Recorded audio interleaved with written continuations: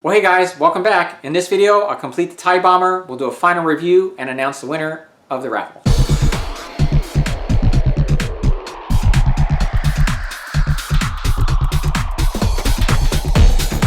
Well, hey everyone, and welcome back to another Illustrator Modeler. I'm ready to start part 2 of my TIE Bomber build. This is a 3D printed kit from Mos Eisley Modelworks. So last I left off, I have the model painted, ready for assembly, but before I move forward with that, I decided to go ahead and light the kit. There's plenty of room for lighting. The TIE Bomber doesn't have a lot of lights to begin with, but I'm going to go ahead and light up the interior, and there's these little openings in the exhaust ports for lighting the engines. Let me show you what I have in mind. Alright, so getting back to the pieces of our model here, and by the way, this whole thing about lighting is something that I was just kicking around, and I actually hadn't even looked at the instructions for the model kit as I was busy painting everything, and I had come up with this solution for lighting the engine as well as the cockpit. And it turns out that Jason includes some ideas about this as well, and it's similar to what I've come up with here. So let me show you what I have in mind. So first of all, this is the exhaust port, and each pod has an exhaust port. And you'll notice that there are these two little openings. So this is a reference picture here, and you'll see that they put a light in each of the openings there of the studio model. So I can actually duplicate that effect by using Fiberoptics cable. And I often don't use fiber optics, but I happen to have some from my Battlestar Galactica build way back when. And this is a 1mm Fiberoptics cable. This is from Fiberopticsstore.com. And it is perfect for the openings. It's actually nice and snug. I will finally glue them into place, but they're actually held in pretty well by just sliding them in there. And what I've got going on here is I have the two fiber optics coming out from there and feeding together through this shrink tubing, and then inside this other shrink tubing I have a red LED that's covering up here, and then we're going to connect the two together. And as you can see in this picture, the light coming through is nice and bright. Now the picture doesn't quite capture it as it is in person, but when you do shine it, the lights coming through are red. The picture, they looked a bit washed out there. So what I did was I'm using now this here, it's a pre-wired LED that I happen to have on hand, and I've snipped it so that we've cut this length to a minimum, because even though there's ample room inside here, it's not long, it's not a huge tube. So you can see here it's taking up most of the length of the tube.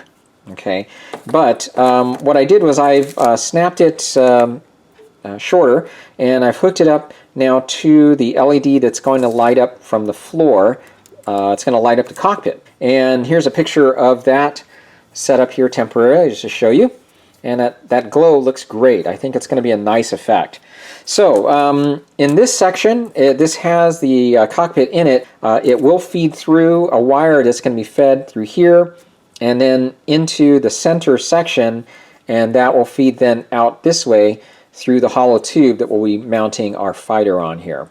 Now the other side is going to be very simple. It's just going to be one setup like this, but without any extra light, because obviously there's no lighting on that side there. And that again is also going to feed through the center section through the tubing.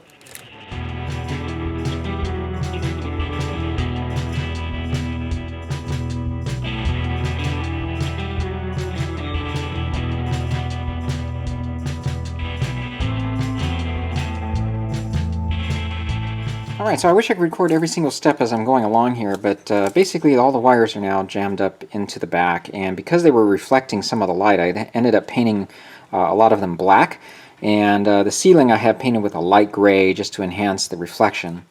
Alright, well I also wanted to show you guys here before we move on that I was able to create some windows here for the frame, and that actually worked out pretty well. For this I used this very thin clear styrene plastic. It's a 0.005 inch thickness. And it's very thin, so it cuts like paper.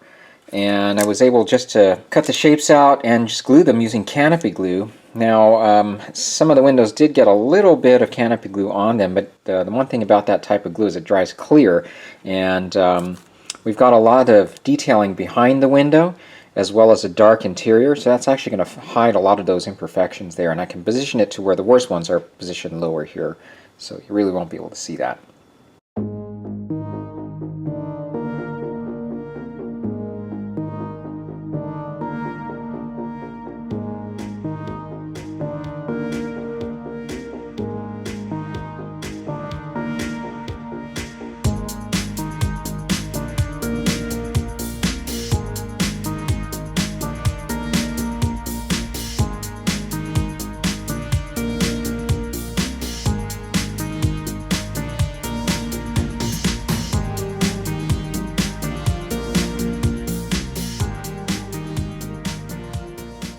Okay, well before final assembly, just kind of want to show you where I'm at this point. We've got the stand attached to the main body here. I did that with 2-part epoxy.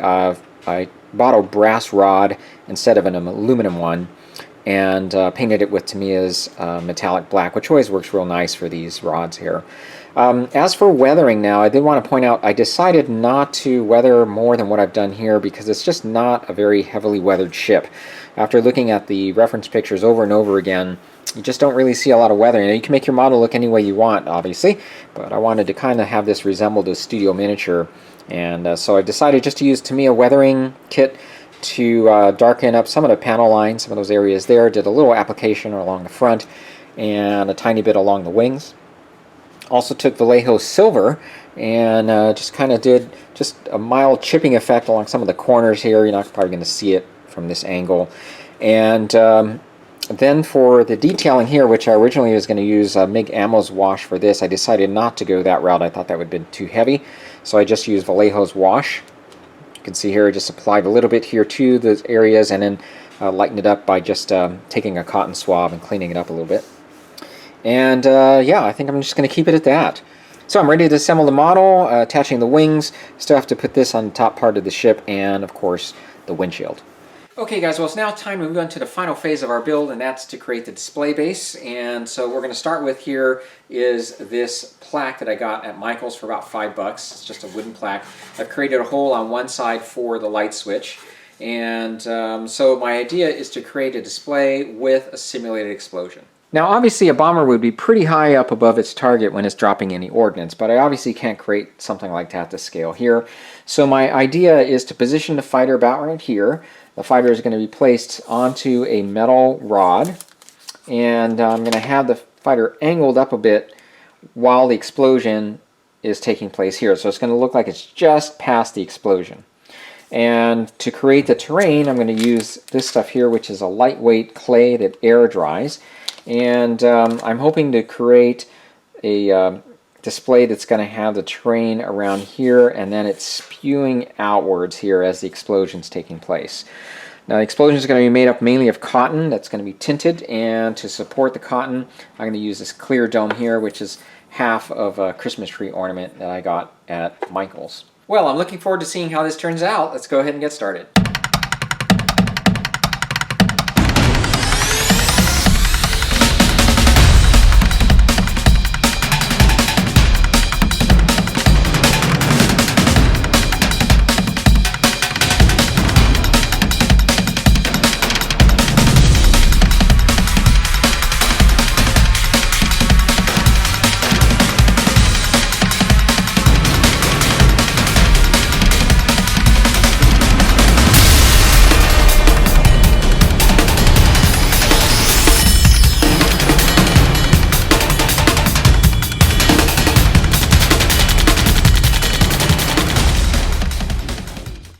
Okay, very pleased with the way this all turned out. Everything is nice and dry. What I love about this clay is that it's easy to mold, as you saw, lightweight, and very happy with the way the explosion effect worked here.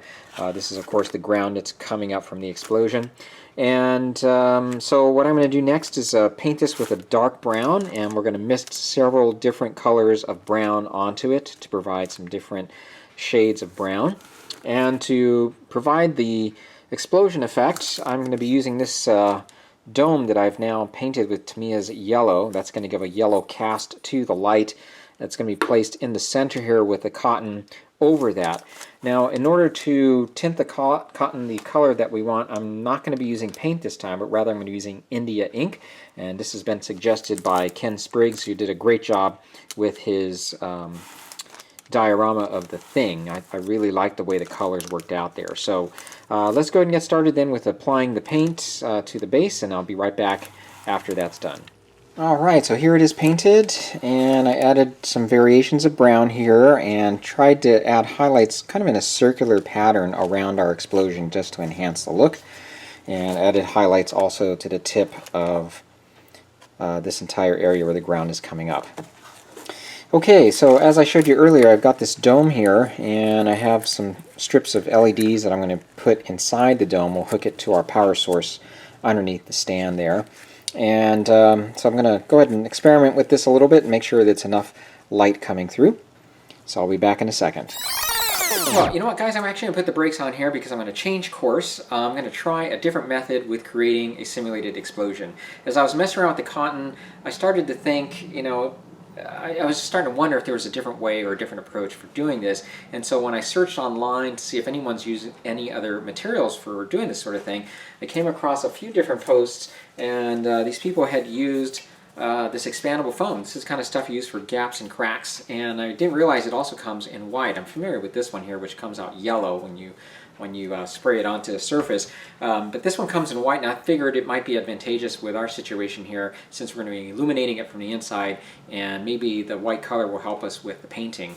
So, you know, and I bought this one just in case this one doesn't work out. We'll see how this works. So the idea, of course, is to use the foam to create that plume, and then to paint it and to see what I could do to simulate an explosion that way. And just like the cotton, it's still going to light it from the inside, but what I think will be interesting is to see how it looks unlit, because one thing about these little cotton balls is that when you turn off the light, that's exactly what they look like. They look like little cotton balls. And I just think at this scale, I wanted just to see if I could try something different. So let's give this a shot. I've not done this before. We'll take this journey together. If it doesn't work, we can always try the stuffing and the cotton again.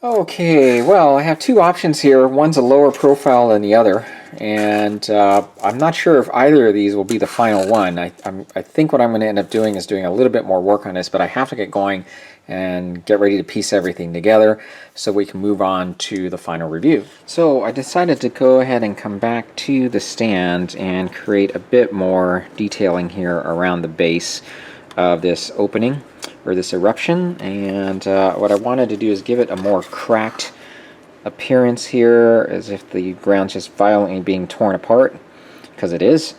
And so rather than it looking just a smooth transition here, I wanted it to look more cracked. And so I'm going to try and mold in more detailing here with this clay.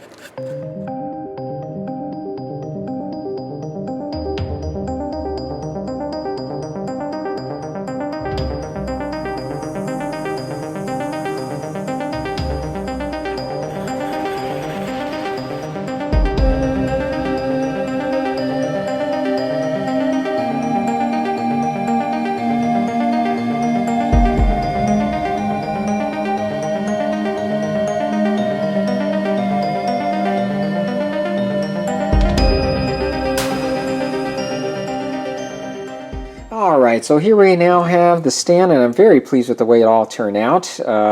I did go back, as you saw, to put more detailing there, and I think that worked out great. That was a good decision to do that. I also sprinkled on some train ballast. I just put some PVA glue throughout here and just sprinkled that on there to add some debris to these areas. And I did try to experiment with some flying debris, but it just wasn't looking right. So just to enhance it a little bit further, I ended up tearing off pieces of the expandable foam and attaching it here to the very ends to make it look like rocks just about to fly off of it. So I think overall I'm very pleased with it, and this white stuff that you see here is just some of the foam. As I was trying to fit the plume on here and to shape it, got stuck on here, but that's not going to interfere with light transmission at all. The colors that I used here included some yellows and oranges eventually. What I wanted to do there is just to kind of enhance the look by adding a glow to our terrain here that kind of goes along with our explosion. Now let me just take a second just to show you the inside here. We have our switch wired in to our lights coming in from the explosion. And it's a simple hookup here to a 9-volt battery. The fighter is going to mount, or the bomber is going to mount into here with the wires hooking up with those there. So the next step here is to mount the TIE bomber and to work with the two plumes to see which one works best. All right, guys. Well, now that the stand is completed, I'm ready to assemble the tie bomber, and after that, I'll be wiring everything down through to the stand and to the power source and switch, and then our build will be complete. So that means Jason's going to join me here to review the model and the build and announce the winner to the raffle. So stay tuned for the final review. It's going to happen in just a second.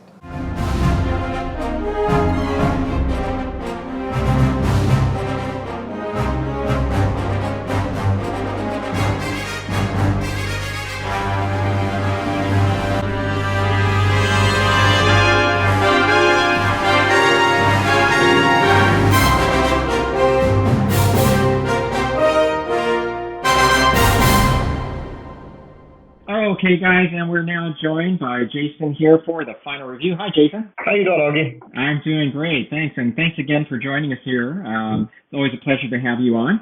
And so, guys, we are ready now to do the final review. I'm going to have Jason open up the pictures. So what I've done now is I've sent Jason pictures of the build, and so he's about ready to open them. And Jason, go ahead and open up the pictures there. Oh, wow. Wow. Oh, I love the explosion. Oh, thank you. It's incredibly rewarding. I mean, it's fun to make a model and build it yourself, but to have made something and then to see what someone else has done with their own creative input on, I'm incredibly thrilled. This is amazing. I love the clear styrene that you use to make the windows. Yeah. I usually leave them open to do like the studio model look, but I really like the way yours came out. And of course, you mentioned the difficulties in printing clear resin for things like that. It's possible, but it's pretty difficult. The base is incredible. I love that. Is that like cotton in the explosion? Yeah, so we're going to get into that. I actually took a different approach with this here. So, all right, guys, so let's go ahead and actually get into the review because Jason's wanting to find out how we did all this here. So, absolutely. All right. So, all right, guys, so let's go ahead and take a look at this. So I had really a lot of fun putting together this kit. And again, this is a 1/72 scale model of the ship, and the wings measure about 4¼ inches in length. As I went along, I have to say I was continually impressed by the detailing that you put into this kit, Jason. When comparing what you've designed here to pictures of the studio model, because I'm someone who always goes back to reference pictures as often as I can, the detailing looks really accurate. I think you did a fantastic job with that. I didn't really find any huge discrepancy, guys, so really great job, Jason, with providing this level of attention. I think modelers will definitely appreciate that. Okay, so let's talk about assembling the kit. The kit did go together well for the most part, although I did have a little challenge with piecing the center section onto each other of the corresponding pods of the ship. And this is the center area there of detailing that connects the two pods together. And what I ended up doing just to help this, because you need to have as much surface area to allow the adhesive to make that connection, I chose to use my Dremel to remedy this and taper down the bottom edge on each side so that I could get as much surface area. And this didn't take much effort, actually. It wasn't a big deal. And once that was done, I was able to use super glue or cyanoacrylate to get the job done. And other than that, I didn't really have any issues. Now, another thing I decided to do is I decided to add my own windows. And I actually wasn't sure how well this was going to work out, but it proved not to be very hard at all. In fact, because when you think about it, the frame, you're looking at it from the outside in, right? So the frame is what you're looking through. So the pieces don't have to be exactly accurate, right? They can overlap the frame on the inside, because when you look at it from the opposite side, it's going to look like it's all filled in, right? So all you have to do is just get a general shape of the window there. You maybe trace them out on paper or get some of an idea and you just trim them out. And it was pretty simple to cut the shapes out. And by the way, I will be including the 0.005-inch plastic with the kit that we're going to be raffling off here. Right, so you guys can attempt to do this as well. You know, if it doesn't work out, and Jason, you can verify this, the studio model actually did not have windows, I'm assuming, right? Yeah, when filming, the clear window pieces proved difficult because they reflect light, so they usually leave those out. Yeah. So especially with the smaller scale, it's not going to be a big deal, but I thought it would be a nice test to try, and I figured, if it didn't work out, the cockpit glue that I used, you wouldn't be seen either. You know, I could just pull them off and then just leave it that way if it didn't work out. But the canopy glue works perfect for this. You know, canopy glue is, you know, it seems a little watery when you take it out of the bottle, but you know, it's a pretty strong adhesive. And I think it's certainly made that way because, you know, a lot of you guys who've built military models, things of that sort, where you're having to, you know, glue in canopies, it really does a very good job holding it in. So yeah, that worked out great. As for lighting now, I like that there was ample room for lighting and that the fiber optics were great to duplicate the look of the miniatures aft exhaust ports. I thought it was great that Jason left that open there, and it worked out perfectly to feed through the fiber optics. If you look at the engine pieces, that's what I did, Jason. I just used the fiber optics that was the appropriate size. Just happened to have that from my Battlestar Galactica build a little while ago. I never throw anything away, and you usually get a pretty good amount of that when you order it. And I'll put the link below to the company that I ordered that from. Only one chip size SMD from Evans Designs was needed to provide a nice red glow for the cockpit area. I think that effect makes it look much more sinister, in my opinion. You know, when you see it with the explosion in the background, those two colors, you know, looking at it from that angle, I think they really complement each other and it adds to it. So now, as Jason points out in his instructions, you can also use a coin-sized battery to power the lighting into the weapons pod. I mean, he does give you a couple suggestions in his instructions as well. I think, Jason, you pointed out that the end cap is snug enough to where you can pull it off and on to access a switch if you wanted to put it in that, say, the weapons pod, for example. And it's easy to incorporate. I light most of my models, so I like to make it easy for people to do that as well. Yeah. I decided, of course, to feed the wire, as I usually do, through the stand and that hollow tube that I used for supporting the model. But, you know, definitely a variety of things that you could do there. All right, so moving on to painting now. As for the exterior color, I decided on the blue-gray shade, and I did this with Testors Intermediate Blue and Camouflage Gray. Now, a lot of you guys know Testors is no longer in business, unfortunately. I actually thought they had a lot of good colors there. But Vallejo and Tamiya, I think both have good color choices. And, you know, with painting, I'll be honest with you, I'm not a huge stickler with some people trying to find out exact formulas of this or that. And it's almost impossible because, you know, unless you talk to the guy who painted the model, your reference pictures are going to be kind of all over the place, right? I spent a year in school learning color concepts. And what I can tell you regarding looking at screen captures, it depends on which version of the movie you're watching because they've color corrected the movie so differently, so many different times.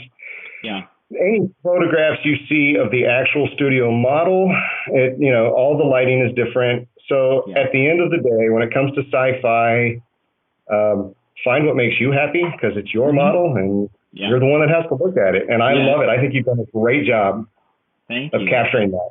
Yeah. Thanks. See, it's a little hard to pick up in the pictures, but I did paint the trim around the that window gray, just like you see in the you know, in the reference pictures. And there's a couple other things that are painted that gray color throughout the ship. And you know, just check out some reference pictures. Again, I'm putting some links below to the pictures that I used. Lots to choose from. I won't post any here because I don't have permission to share those, but you'll find there's tons of them of the studio miniature people took, I think with a traveling exhibit at one point when the models were featured. You know, something like that. But you'll definitely find them. Great. So let's go ahead now and move on to the stand. So I didn't put any descriptions for Jason about this because I wanted to leave it a surprise.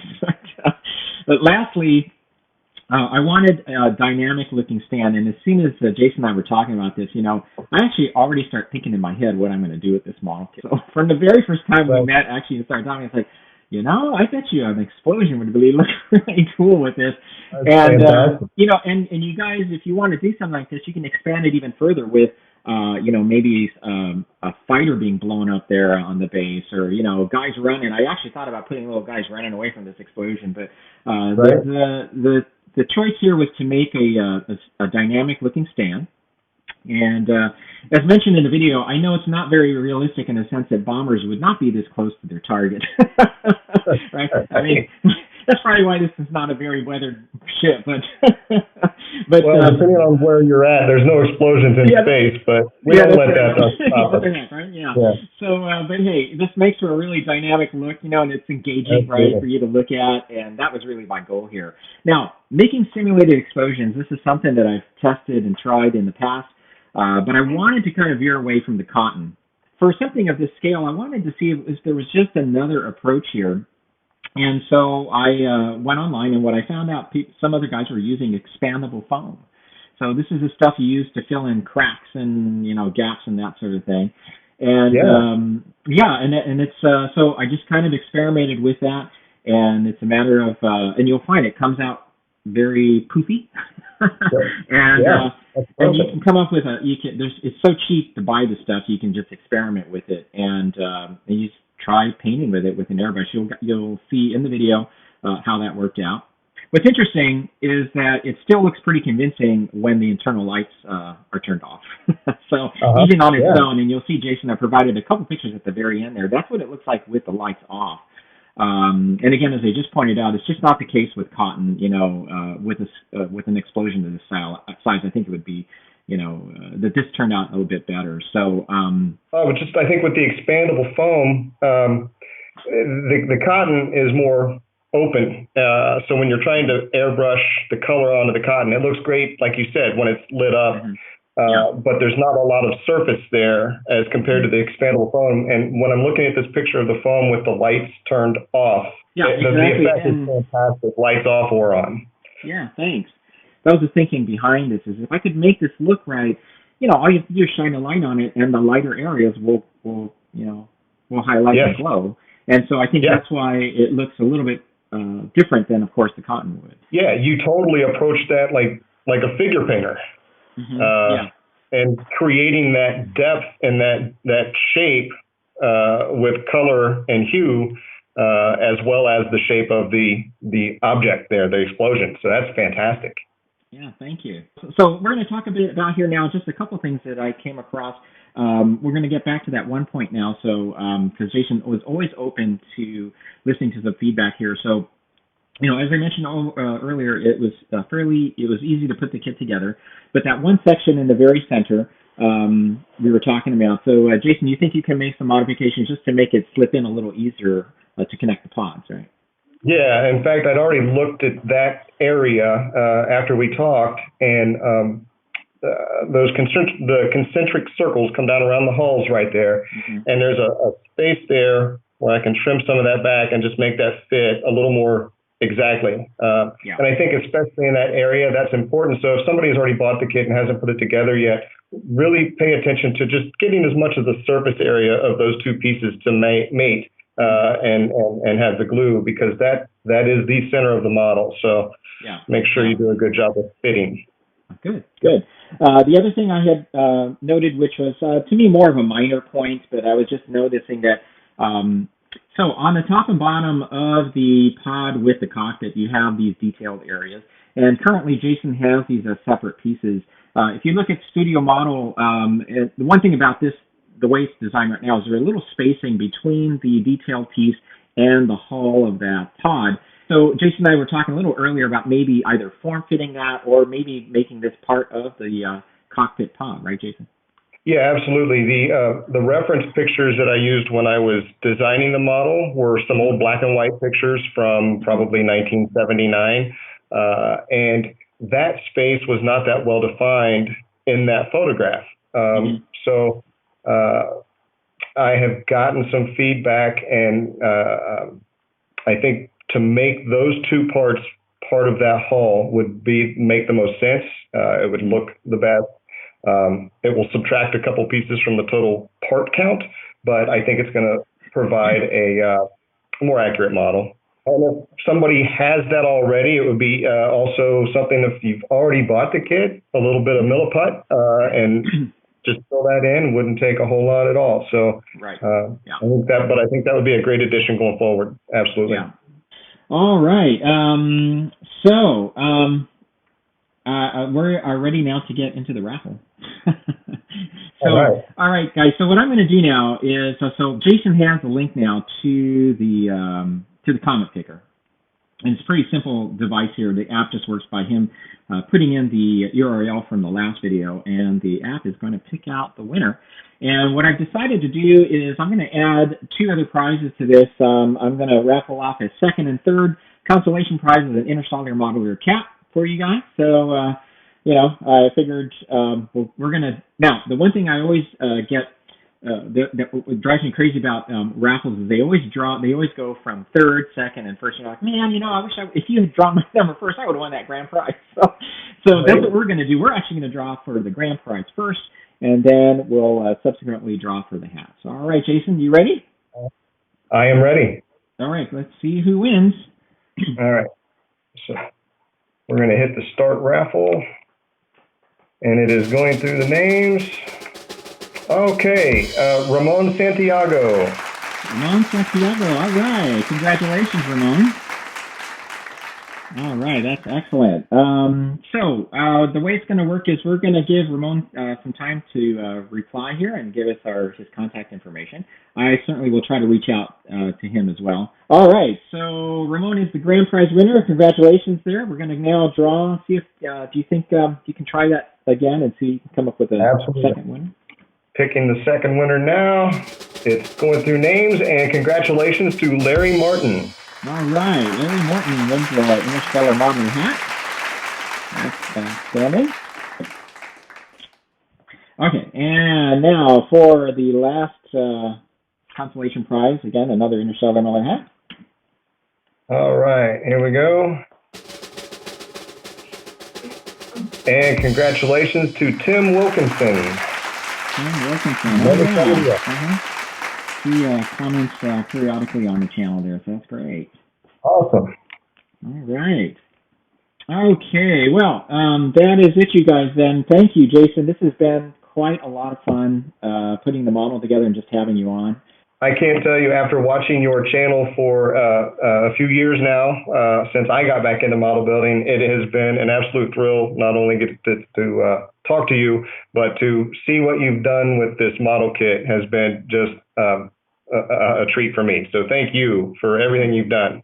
You're very welcome. So it's Mos Eisley Modelworks, everybody, and we certainly wish Jason well and continued success with his endeavor there, and we'll see what other creations he comes up with there. All right. Thank you, Jason. Thanks, Augie. Okay, guys. Well, thanks again for watching. I really do appreciate it. Just a few comments here as I close. First of all, thank you very much for all the interest that you guys expressed in this particular project. That was definitely seen in all the comments that I got here as part of the raffle, but you guys are always great at watching the channel and leaving comments, so thank you very much for that. And congratulations to the winners. We'll make sure we get your prizes out to you. And the other thing I did want to say here is I wanted to apologize again for the audio during the interview. On my part, something got screwed up with the microphone, and that's why my sound came out tinny. I tried to clear it up as best I could, but I really do apologize. I'm usually a lot better at doing these sorts of things. For some reason, this time and last time got a little screwy, so bear with me on that. Lastly, I just wanted to mention real quickly, this was not a paid sponsorship by Mos Eisley Modelworks. This is something I just wanted to do for you guys to share this unique kit with you. It was definitely a lot of fun putting it together, and I hope you guys had a lot of fun following along. And thanks, Jason, for coming on to Interstellar Modeler as part of the project to introduce it, tell us a little bit about yourself and Mos Eisley Modelworks, and to come back for the final review. So thanks again. All right, guys. So coming up now in October, a couple Halloween related things. I've got my Halloween build, which I'll tell you about more in the next video, and I will have a special edition or Halloween edition of Hot Off the Bench, and my friends Mark Fraley and Ken Spriggs are going to join me for that. So I will see you then next time. Take care, guys. If you have any comments, feel free to leave them below or reach me at interstellarmodeler@gmail.com. Take care, guys. Stay safe, and I will see you then in the next one.